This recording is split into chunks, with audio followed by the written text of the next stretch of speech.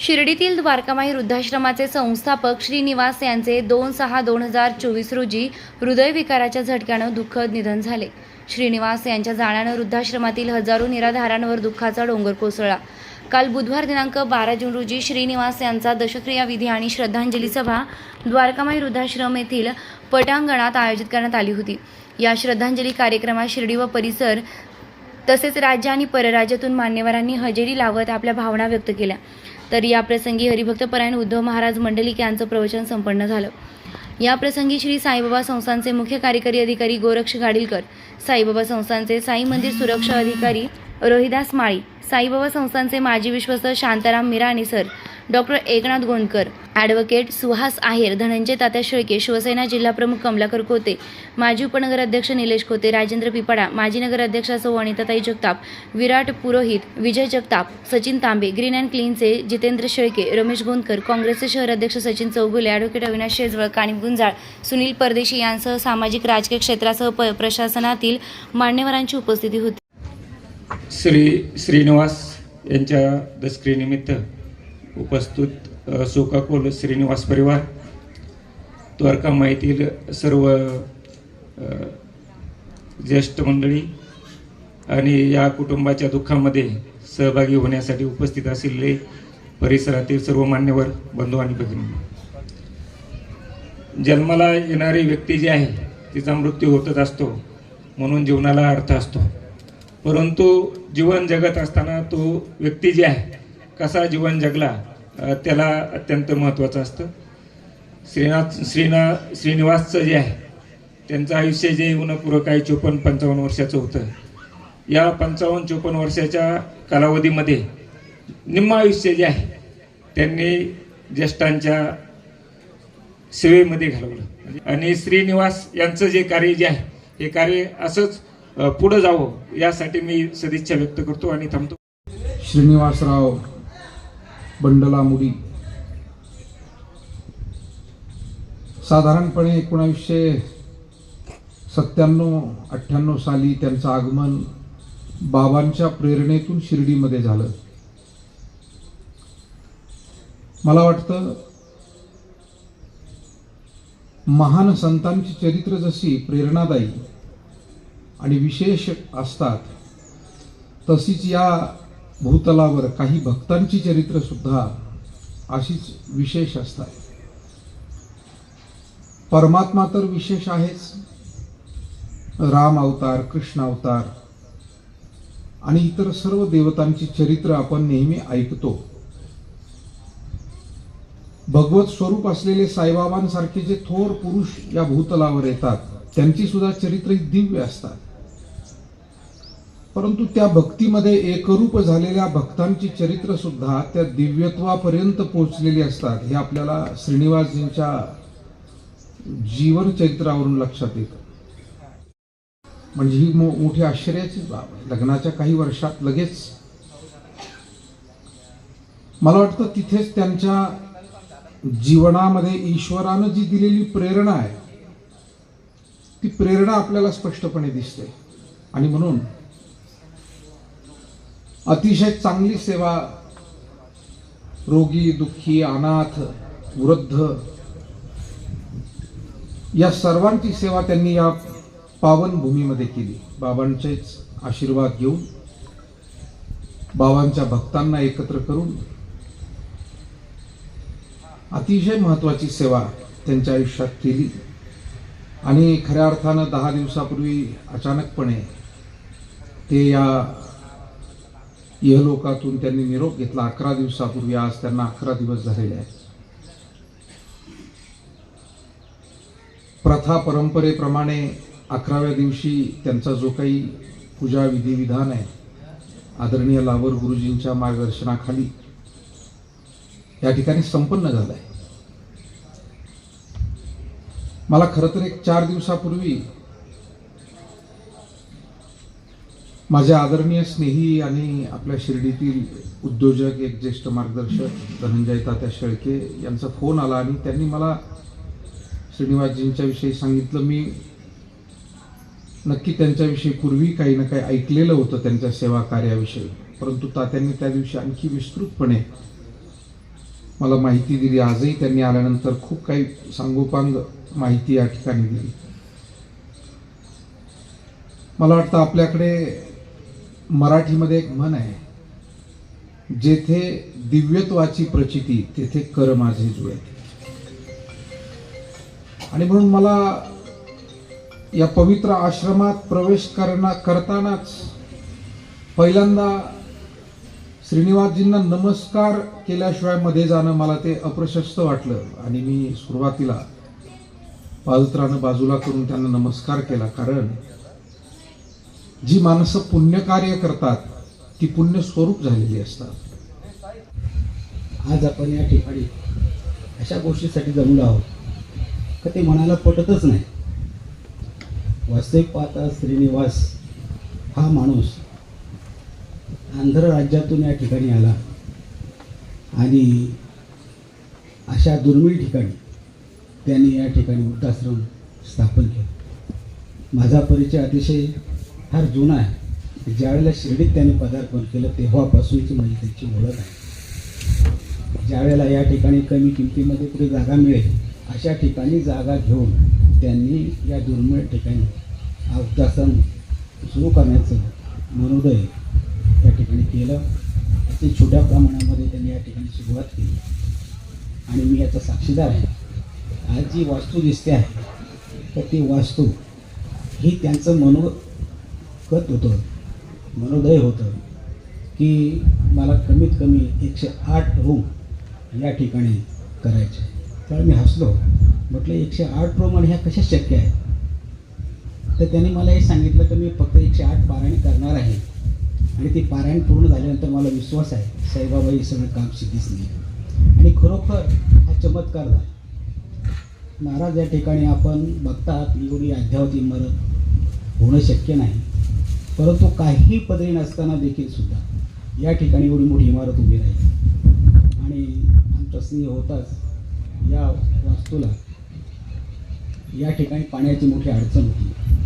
काही पाण्याची अडचण असल्यामुळे माझी बाजूला जो विहीर आहे मी इथून 5 किलोमीटर शिर्डीला पाणी गेलेलं होतं. त्यावेळेला त्यांनी पाण्याची या ठिकाणी व्यवस्था व्हावी असं म्हटलं. मी म्हटलं त्वरित मी म्हणतो तुम्हाला पाणी द्यायला तयार आहे.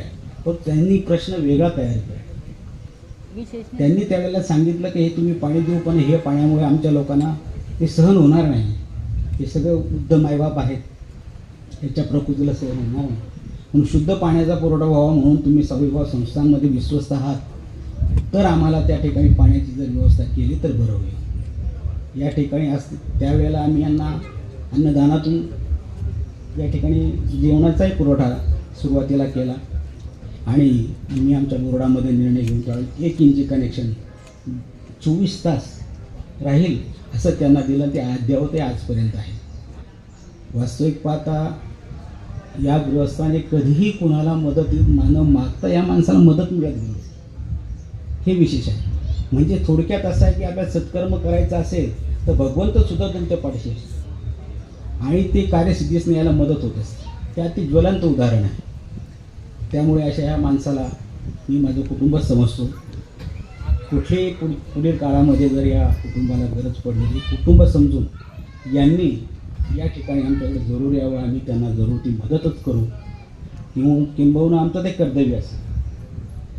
तरी मी या ठिकाणी बाकीच काही बोलणार नाही, परंतु आपल्या सर्वांना एकच या ठिकाणी सांगेल की या ठिकाणी जे वृद्ध मायबाप या ठिकाणी येतात हे कमी करण्याचं काम आपण या ठिकाणी करावं. आपल्या मायबापांना ही वेळ येणार नाही हे कार्य आपण जर केलं तर ह्या माणसावरती एवढा त्रास घेण्याची वेळ येणार नाही.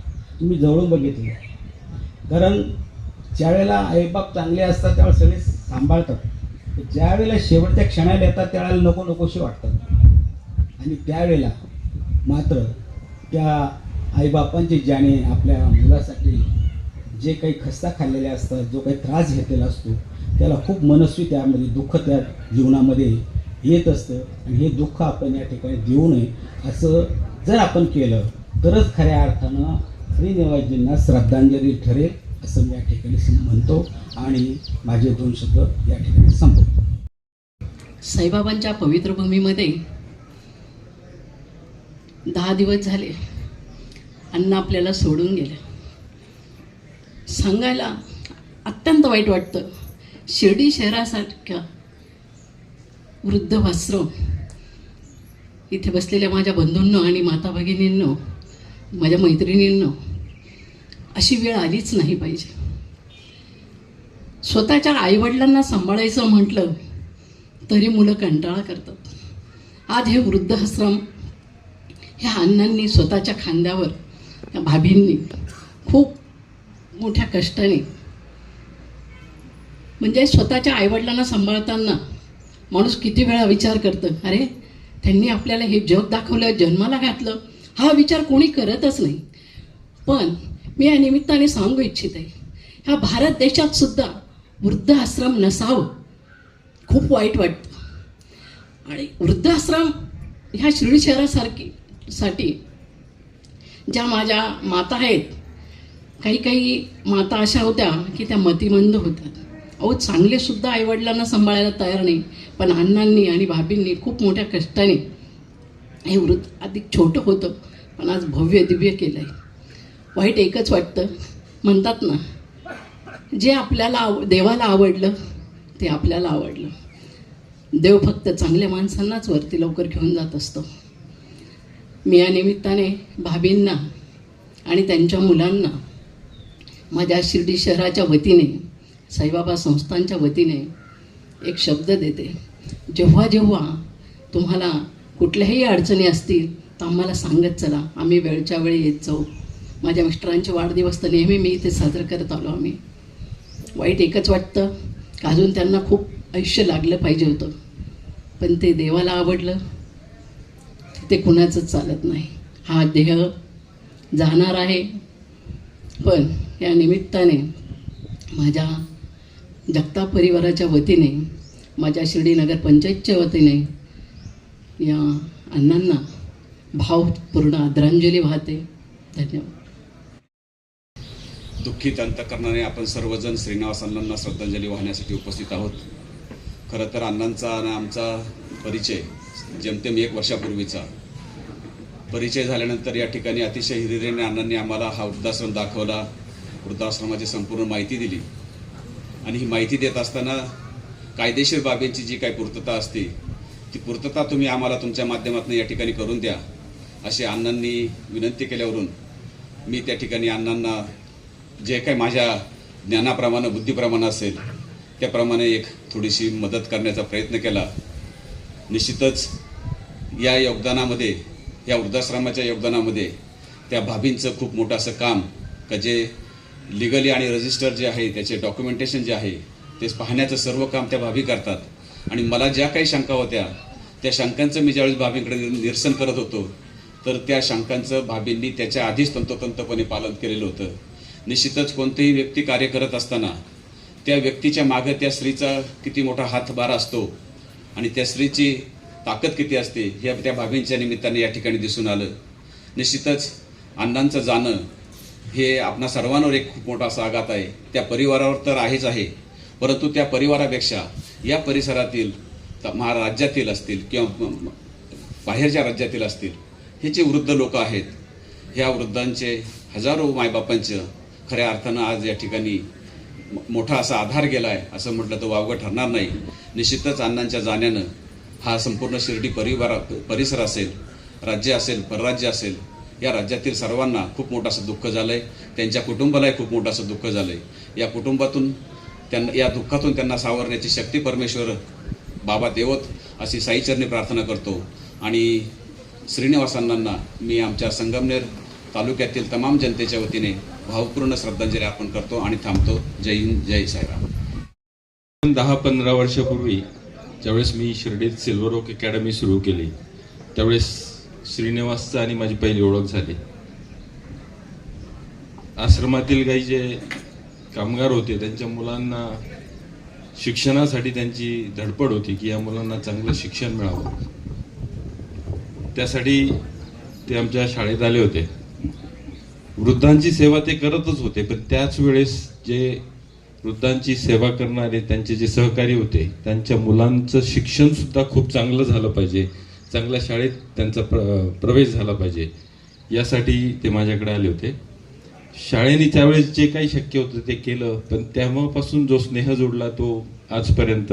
10 दिवसापूर्वी ज्यावेळेस मला बातमी कळाली, मी शिर्डीत नव्हतो, परंतु अतिशय मनाला चटका लावणारी ती बातमी होती.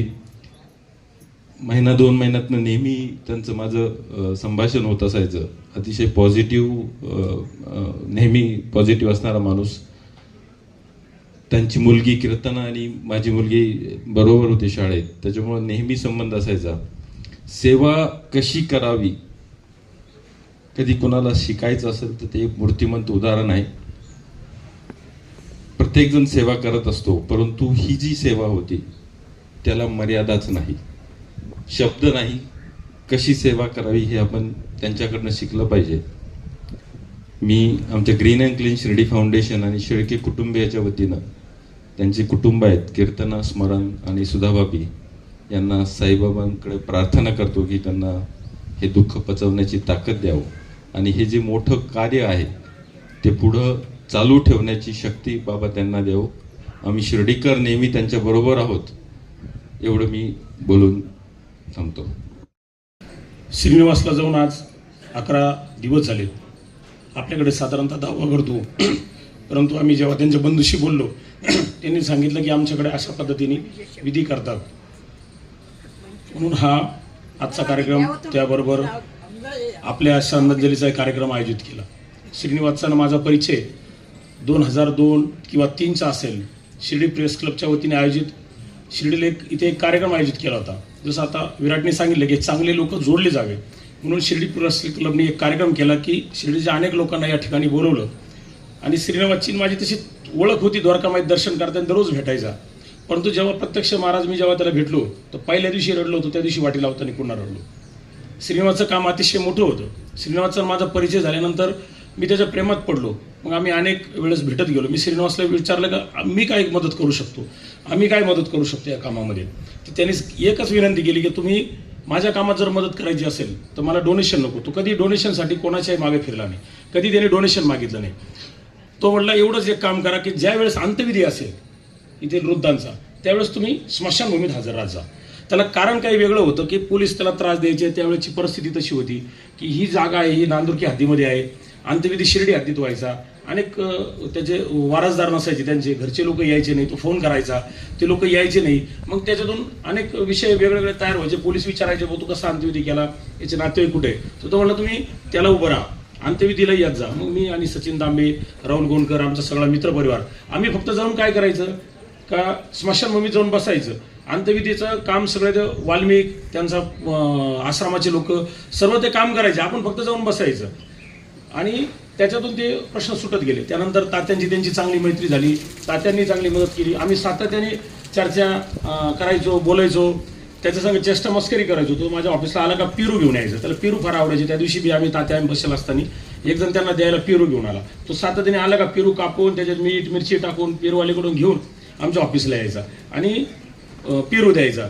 मला एक मिठाई आवडती, तात्याला 30 मिठाई आवडती. तो हैदराबादहून त्याला कुणी मिठाई आणून दिली का तो माझ्या घरी आणून द्यायचा. अतिशय चांगले संबंध. आणि म्हणजे श्रीनिवासचं जे काम आहे त्याला कधी फोटो काढणं आवडलं नाही. सुद्धा भाभीला कधी फोटो, आपण साधी एखादी गोष्ट केली जसं तुम्ही आता सांगितलं की आपण एखादं झाड लावून फोटो काढतो. आम्हाला फार पुढाऱ्यांना तर फार मजा वाटते की एखादं छोटं काम केलं का त्याचे फोटो काढायचे, पेपरला बातमी द्यायची. सगळे शिर्डी प्रेस क्लबचे लोक असतील, इलेक्ट्रॉनिक मीडिया असतील, प्रिंट मीडिया असतील, त्याचे सगळे मित्र. परंतु त्यांनी स्वतः कधी मुलाखत दिली नाही. आणि त्याचे जे हे फोटो उपलब्ध आहे हे फोटो त्यांनी स्वतः कधीच काढलेले नाही. हे जे 2-3 फोटो आपल्याला मिळतात हे अनावधाने काढलेले सगळे फोटो आहेत. त्याला कधी त्या फोटोचे सोर्स नव्हता, कधी बातमीचा नव्हता, कधी मोठ्यापणाचा नव्हता, कधी सत्काराचा नव्हता. जेव्हा जेव्हा त्याला शिर्डीमध्ये सत्काराला बोललो तरी कधी सत्कार स्वीकारला नाही. त्यांनी साईबाबांचं हे कार्य आहे, बाबांनी जी आपल्याला विचार दिले, बाबांची जो भक्ती मार्ग आहे, बाबांचा जो सेवेचा मार्ग आहे, त्या सेवेच्या मार्गावरती सतत चालत राहिले. त्यांनी एवढं मोठं काम केलं. तर डॉक्टर गोंडकरांनी सांगितलं 108 पारायणी, या झाडाखाली बसून त्यांनी 108 पारायण केले. आणि त्याचा परिपाक म्हणून एक साई भक्त आले, मला वाटतं सचिनला माहिती असं टिंकूजी म्हणून काहीतरी त्यांचं नाव आहे, त्यांनी ही इमारत बांधून दिली. त्याच भक्ताला त्यांचं काम एवढं भावलं होतं की त्यांनी त्याला बंगला बांधून द्यायचं मान्य केलं होतं. मी तुला बंगला बांधून दिलो. त्यांनी विचार कमल्यावर काय करू, मी म्हटलं असं करू नको, तू जर बंगला बांधला तर तुझ्या तरी याच्यात अंतर पडेल. म्हणून याच घरावर, याच बिल्डिंगवर त्यांनी स्वतःचा राहायचा निर्णय घेतला आणि तो आज ह्या लोकांशी जोडलेला आहे. पोरकं सुद्धा बाबी झाली, पोरकी झाली, सुद्धा बाबीचे मिस्टर गेले, बंटीचे वडील गेले, कीर्तनाचे वडील गेले, त्यांच्या आईचा मुलगा गेला. परंतु हे एवढे लोक बसले, यांचा मुलगा गेला, यांचं छत्र सगळं हरवलं. तो यांची आई पण होता, बाप पण होता, मुलगा पण होता, सेवेकरी पण होता. तुम्हाला एकच घटना सांगतो आणि थांबवतो. अनेक पेशंटला स्किन डिसीज होता. ज्या मुलांनी ज्या आईबापांनी त्यांना जन्म दिला त्या मुलांनी त्या आई वडिलांना टाकून दिलं होतं. त्यांना स्किन डिसीज होता, कोणाचे आई वडील जागेवर संडास करत होते. परंतु हे सगळं काम श्रीनिवास स्वतः त्या आई वडिलांची सेवा करायची, त्यांची रोज स्वच्छता करायचा. एक तेलुगू म्हणजे आंध्रा भागातील एक ब्राह्मण कुटुंबातील एक स्त्री होती. तिचं वैशिष्ट्य होतं की ती श्रीनिवास सोडून कोणालाच हात लावू देत नव्हती. पण श्रीनिवास रोज तिची आंघोळ घालायचा, ती शौचाला आपले जागेवर करायची, ती सगळं जागेवर कर. पण तिने श्रीनिवास तिला शेवटपर्यंत ती जाईपर्यंत तिने श्रीनिवासला सेवा करायला लावली. पण श्रीनिवासने तिची सेवा केली, त्याने कधी किलस केली नाही. तुम्ही या आश्रमात कधी जा, मी कायम सगळ्या लोकांना चॅलेंज, ज्याचे मतभेद होते, अनेक लोकांचे मतभेद असू शकतात, मतभेद होते, त्यांना मी सांगितलं तुम्ही त्या आश्रमात जा, कोणताही कोपरा धुंडाळा, तुम्ही कधी बी जा. इथे जे लोक आले ना त्यांना माझं मी सांगणं आहे की तुम्ही आश्रमात कधी कोणत्या कोपऱ्यात जा आणि मला आहे ना एवढा 1 इंचाचा कचरा शोधून दाखवा. एखाद्या इथं या वृद्धांशी बोला आणि त्यांना विचारा का तुम्हाला श्रीनिवासने कसं सांभाळ. ही आई रोज रडते त्याच्या नावाने. होते रामण्णा, त्यांनी सुद्धा त्याचा सत्कार केला, ते सुद्धा त्याच्या कामाने. अनेक अधिकारी, आता एक मोठे अधिकारी या ठिकाणी आले होते, अनेक अधिकारी त्याच्या प्रेमात पडले होते. मी आता नाव घेत नाही, तात्यांना माहिती ती घटना. या जिल्ह्याचे जिल्हाधिकारी श्रीनिवासच्या पाया पडले, पाया. जे इथं यायला तयार नव्हते, त्यांना वाटलं काय असेल, कोणीतरी असेल. तर जेव्हा त्यांना इथं आणलं ते त्याच्या कामाने एवढे भारावले का ते स्वतः जिल्हाधिकारी, नगर जिल्ह्याचे जिल्हाधिकारी त्यांच्या पाया पडले. अनेक अधिकारी त्याच्या प्रेमात पडलेले होते. अतिशय मोठं काम होतं आणि त्याच्या कामाचं वर्णन बोलून सांगून काहीच होऊ शकत नाही. श्रीनिवासचं काम फार मोठं आहे, ते आपल्याला शब्दात मांडता येणार नाही. धन्यवाद.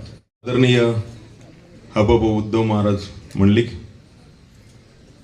श्रीनिवासजींवर प्रेम करणारे सर्व बंधू आणि भगिनींनो, श्रीनिवासजी इतक्या लवकर आपल्याला सोडून जातील असं कोणालाही वाटलं नव्हतं. आपण समाजाचं काहीतरी देणं लागतो या भावनेतनं त्यांनी काम केलं. वृद्धाश्रम कसा असावा हे त्यांच्याकडून शिकण्यासारखं होतं. बरंच काही बोलण्यासारखं त्यांच्याबद्दल आहे, परंतु वेळ कमी आहे. मी या ठिकाणी डी मामा जोशींना भेटण्यासाठी 2 वेळेस आलेलो होतो. त्यावेळेस त्यांच्याशी चर्चा झाली आणि जेव्हा कळालं की श्रीनिवासजी आपल्यातनं निघून गेले तर खरोखर सर्वांना धक्का लागलेला होता. कारण हजारो निराधार माता पित्यांची सेवा श्रीनिवासजींनी केली. मी आपल्या सर्वांच्या वतीने व पिपाडा परिवाराच्या वतीने त्यांना भावपूर्ण श्रद्धांजली अर्पण करतो. श्रीनिवासजी एक आंध्र प्रदेशातला साई भक्त, शिर्डीला आला वेगळा विचार घेऊन, अफलातून विचार, आणि तो विचार म्हणजे वृद्धाश्रम. बोलता बोलता 30-32 वर्षापूर्वी परिचय झाला, उद्देश समजला. थोडीशी संकल्पना त्या काळामध्ये दुसर होती. वृद्धाश्रम म्हणजे काय, कशा करता करायचं, परंतु समाजाला आज त्याची अत्यंत गरज आहे हे 30-32 वर्षापूर्वी त्यांनी ठरवलं. मग एक दिवस त्यांनी मला इथे घेऊन आले, दाखवलं आणि हे सगळं बघितल्यानंतर आपल्याला काय योगदान देता येईल यामध्ये, या विचारात मी असतानाच योगायोगाने साईबाबांनी मला ट्रस्टी म्हणून जवळ घेतलं आणि मग श्रीनिवासजी बोलता बोलता म्हणजे संस्थांकडून आपल्याला काही मिळतं का बघूया, मला बघूया. त्यावेळेला आमचे अध्यक्ष सप्तनकर साहेब,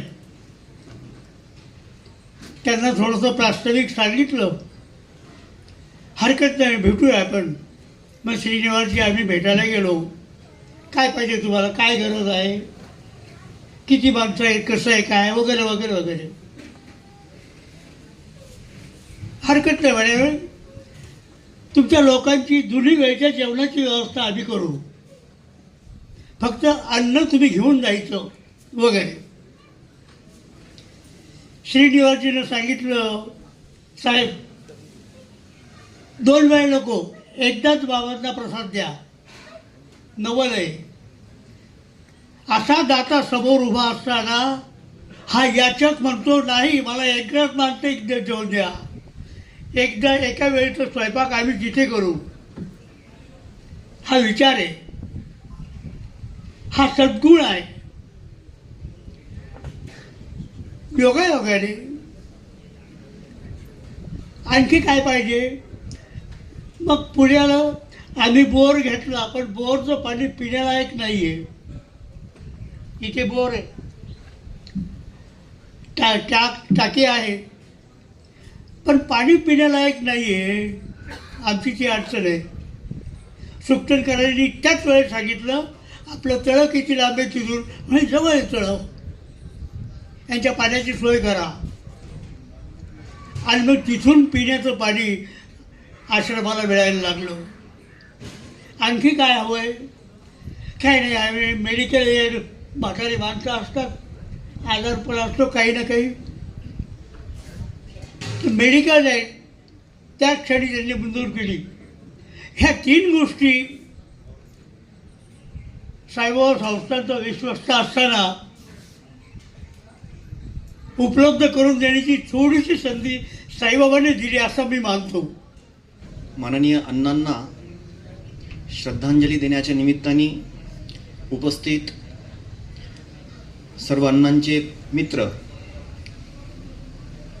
आदरणीय उद्धव महाराज, श्रद्धांजली म्हणजे मनात आलेल्या आपल्या जवळच्या या व्यक्तीच्या बद्दलच्या प्रामाणिक भावना. मी बसल्या बसल्या विचार करत होतो, श्रद्धांजली व्यक्त करावी लागणार आहे, काय बोललं पाहिजे.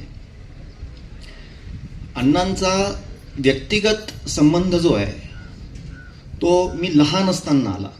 10वीच्या वर्गात शिकत असताना ते नुकतेच शिर्डीत आलेले होते. आम्ही लहान होतो, पण संघाच्या संस्कारांमुळं लहान असलो तरी सार्वजनिक जीवनात सक्रिय होतो.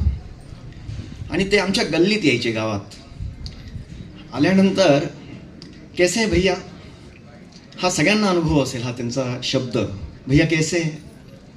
आम्ही लहान होतो, ते मोठे होते, पण ते म्हणायचे कैसे हो भैया. हा जो त्यांचा संबंध होता, वयाप्रमाणे नंतरच्या काळामध्ये बराच त्याच्यामध्ये अंतर पडलं. शिक्षणासाठी बाहेर जाणं झालं, संघाचं पूर्ण वेळ काम करायचं म्हणून बाहेर राहणं झालं. जवळपास 12 वर्ष शिर्डीशी संबंध तुटला. परत शिर्डीत आल्यानंतर संघाचं काम करायचं, संघाच्या दायित्वात काम करायचं, तर ते काम करत असताना सज्जन, चांगल्या सक्रिय लोकांशी भेटत राहिलं पाहिजे, चांगल्या लोकांचा उपयोग संघाच्या कामामध्ये करून घेतला पाहिजे. आणि अशा निमित्ताने संघ म्हणून अण्णांकडे येणं झालं. अण्णांकडे आल्यानंतर मला आजही आठवतं, भैया कैसे हैं. 12 वर्षाचा गॅप होता, म्हणजे मी बहुतेक विसरलो पण होतो अण्णांना, पण नाव ऐकलं होतं, आलो आणि भैया कैसे हैं, तेच 12 वर्षापूर्वीचं स्मरण परत झालं. सहज स्वभाव, मैत्रीपूर्ण स्वभाव, मी काहीतरी विशेष करतो, काहीतरी खास करतो, काहीतरी वेगळं करतो, अशी इतकीशी सुद्धा छटा त्यांच्या बोलण्यात, वागण्यात, कृतीत ही कधीच जाणवणार नाही. अशा प्रकारचं त्यांचं काम करण्याची त्यांची पद्धत होती. त्यांना समजून घेत असताना जी त्यांच्याशी आपल्यासारखी सगळ्यांची जशी त्यांची मैत्री होती, माझी पण त्यांच्याशी तशी मैत्री होती. त्यांना समजून घेण्यामध्ये एक गोष्ट लक्षात अशी आली होती, त्यांचं हे जे काही प्रामाणिक काम आहे, ह्या प्रामाणिक कामाची जी प्रेरणा आहे त्यांच्या तरुण वयामध्ये स्वामी विवेकानंदांच्या रामकृष्ण मिशनमधून त्यांना मिळालेली होती. त्यांनी ते काही विचार ज्यावेळेस व्यक्त केले की रामकृष्ण मिशनच्या माध्यमातून सेवा केली पाहिजे, असा विचार मनात ज्यावेळेस आला, त्याच वेळेस ते काम करता करता करता मनामध्ये त्यांच्या असं यायचं, हे अण्णांनी व्यक्त केलेले विचार आहेत की हा तर खूप म्हणजे एका अर्थाने ज्ञान मार्ग आहे. विवेकानंद समजून घ्यायचे म्हणजे तत्वज्ञान वाचलं पाहिजे आणि ते सगळं समजून घेतलं पाहिजे. ही सेवा करायची म्हणजे मनाची स्थिती तशी ठेवली पाहिजे. अनेक प्रकारचे अनुभव येतात. आणि मग ते असं म्हणायचे की सबसे आसान है ना, बढ़िया ना, बाबा का नाम लेना. फार सहज म्हणायचे ते. आपल्या सगळ्यांना हा अनुभव आहे की बस कुछ नहीं, बाबा सब करेंगे, बाबा का नामस्मरण करना, नाम लेना. आणि ते बाबांचं नाव घ्यायचे, नामस्मरण करायचे. आणि त्या नामस्मरण करता करता ही उत्तम अशा प्रकारची सेवा हे श्रीनिवासजी करत होते, हे आपण सगळ्यांनी बघितलेलं आहे. प्रत्यक्ष नामस्मरण करता करता बाबांचं जीवन वाचता वाचता चरित्राच्या रूपातून ते कृतीत आणणं हे श्रीनिवास अण्णांचं वैशिष्ट्य आहे. बाबांनी जे संदेश दिलेले आहेत, आपण सगळे शिर्डीकर आहोत, त्या संदेशांमध्ये ही जी सेवा म्हणून जी संदेश आहे, तर या सेवेची प्रत्यक्ष कृती त्यांच्या जीवनामध्ये जी आहे ती गजब अशा प्रकारची आहे. बाबांचं आपण जर बघितलं, प्रमोदजी इथं आहेत, त्यांचा खूप बाबांच्या वेगवेगळ्या मुद्द्यांवरती अभ्यास आहे. बाबा त्यांच्या जीवनामध्ये अनेक लोकांकडून पैसे मागायचे, हे त्यांच्या चरित्रात आहे. त्या छोट्या रकमा नाही आहेत बाबांनी मागितलेल्या. त्या काळामध्ये बाबांनी हजारो रुपयांनी मागितलेले पैसे आहेत.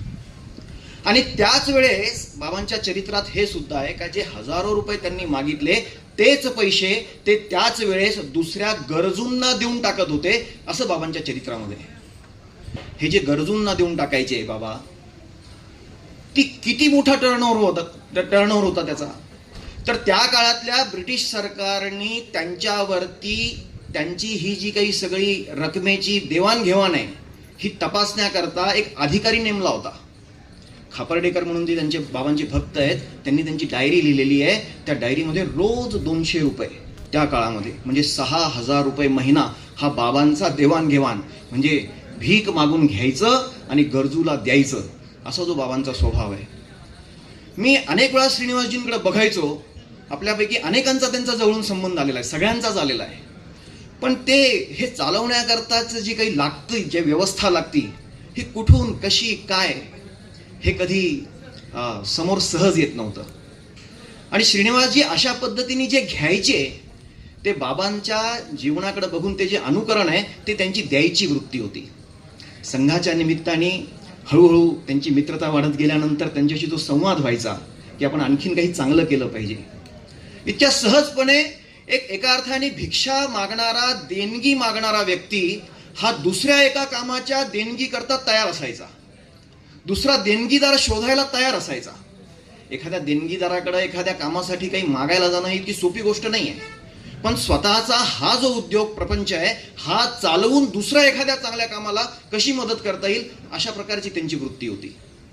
असे हे जे श्रीनिवासजी आहेत, या श्रीनिवासजींचे एका अर्थाने आम्हा सगळ्या शिर्डीकरांवरती महाराज उपकार आहेत. तुम्ही आत्ता जे एका उंचीवरती श्रीनिवासजींचं वर्णन केलं, खरंच परोपकार हा जर धर्म आहे, परोपकार ही जर उत्तम गती आहे, तर हा जो परोपकार आहे हा प्रत्येकाच्या मनात करावा असा असतो, पण ते घडत नाही हे दुर्दैव आहे.